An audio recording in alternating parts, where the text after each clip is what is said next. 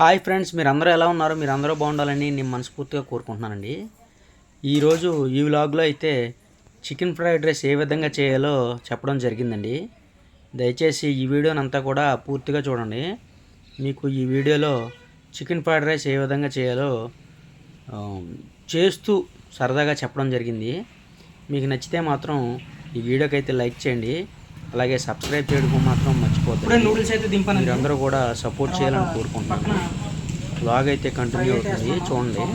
Chicken fry కూడా వేసాను, చూపించుకో. Chicken fry చేశాను, ఇప్పుడే చేరువ కూడా పెట్టానండి. వేడిగా పొగలు వస్తున్నాయి చూడండి. ప్రస్తుతానికి షాప్లో అయితే ఇలా జరుగుతుంది.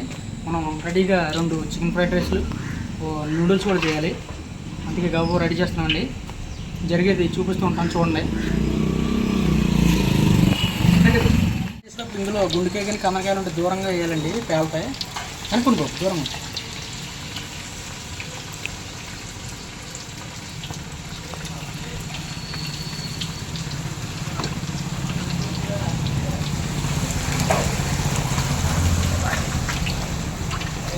అయిపోయింది, చేస్తాను ఇప్పుడు. అదిగోండి ఫ్రైడ్ రైస్ అని చెప్పాను కదా 2 అతనికే. ఇప్పుడు అతనికే ఫ్రైడ్ రైస్ చేయాలి. ఇప్పుడు నేను ఫ్రై చేశాను కదా, ఆ ఫ్రై ఎలా ఉందో చూపిస్తాను, చూడండి. చేతులు కడుపుని చూపిస్తాను అనుకున్నా.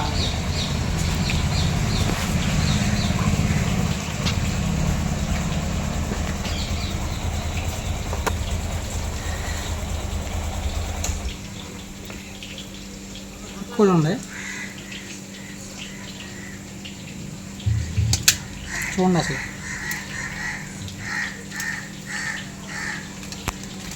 మన షాప్లో చికెన్ ఎలా ఉందో ఒకసారి చూడండి. కాలిపోతుంది, చూడండి ఎలా ఉడుకుందో ఒకసారి.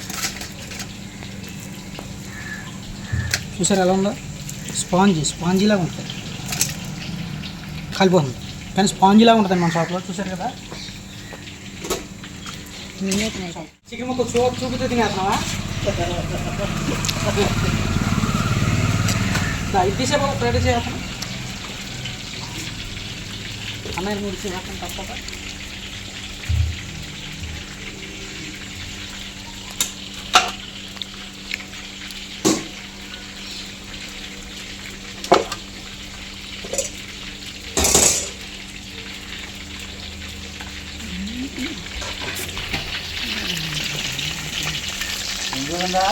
మంచిగా ఉంది వెజ్ మంచూరియా.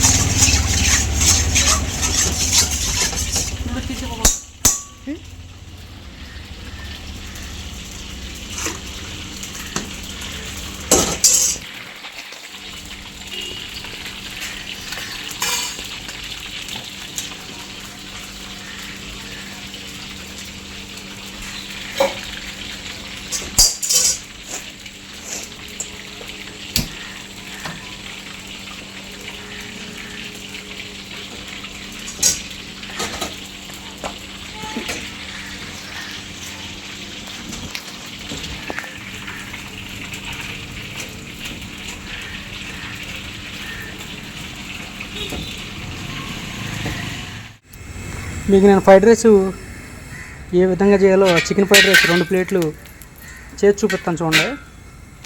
ఇది చికెన్ ఫ్రైడ్ రైస్ చేసే విధానం చూడండి. సన్నగా ఒక 3 పచ్చిమిరకాయలు, ఒక క్యాప్సికమ్ ముక్క కట్ చేసి ముందుగా ఆయిల్ వేసుకోవాలి. వేగేంత వరకు 1 నిమిషం ఉంచుకోవాలి అందులో, అలా నూనెలో.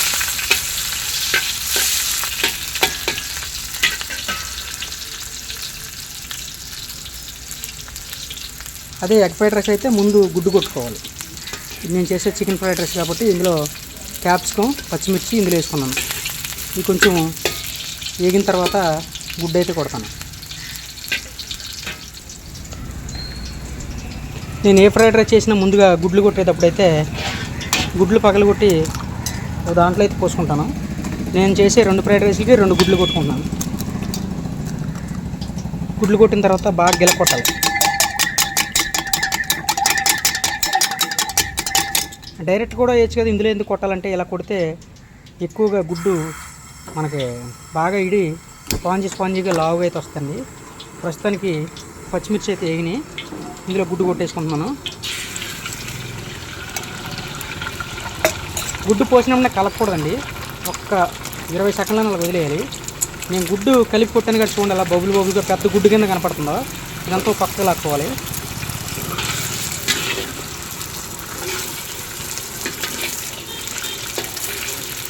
ఇప్పుడు ఒకసారి కలుపుకున్నాం. ఇందులోకి క్యాబేజ్ అయితే వేసుకున్నామండి.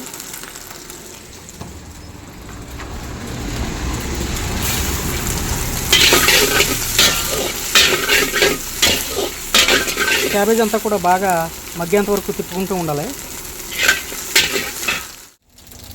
ఇలా కొంచెం వేగిన తర్వాత కరివేపాకు బాబు కరివేపాకు వేసుకోవాలండి.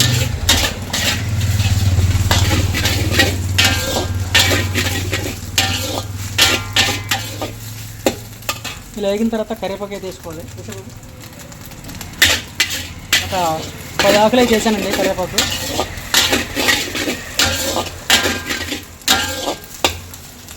ఇంకొంచెం వేగాలి. వేగిన తర్వాత ఇందులోకి కారం చికెన్ కూడా వేస్తాను, అప్పుడు చూపిస్తాను. క్యాబేజీ అయితే వేగిందండి. ఇందులోకి కారం వేసుకుందాం.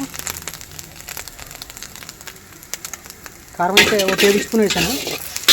అంత కారం కాటుకున్న పచ్చిమిర్చి కూడా సరిపోద్ది. చికెన్ అయితే వేస్తున్నానండి 2 ఫ్రైడ్ రైస్లోకి. ఇలా 1 నిమిషం బాగా కలుపుకోవాలి హీట్ మీద. కొంచెం మంట తప్పు చేద్దాం.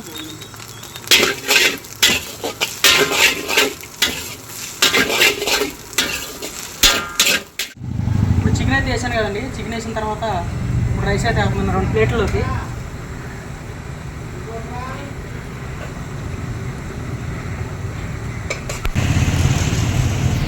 ఇప్పుడు 2 చికెన్ ఫ్రైడ్ రైస్లో అయితే రైస్ అయితే వేసానండి. రైస్ వేసిన తర్వాత కొద్దిగా వెనిగర్, కొద్దిగా సోయా సాస్, టేస్ట్కి సరిపడా సాల్ట్,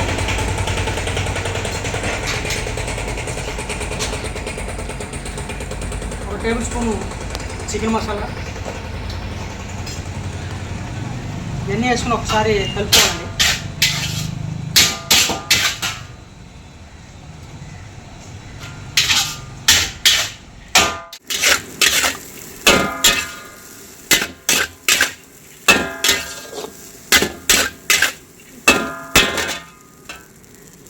ఇలా బాగా కలుపుకోవాలి ఒక 2 నిమిషాల పాటు. మన రైస్ పలుకుంటాయి కదా సైడ్లు, అవి చూడండి ఇక్కడ చిటపట్లాడుతున్నాయి. అలాగా ఈ చుట్టూ కూడా చిటపట్లాడేంత వరకు కలుపుకోవాలండి కొంచెం హై ఫ్లేమ్లో. చూడండి రైస్ అయితే చిటపట్లాడుతుంది కదా.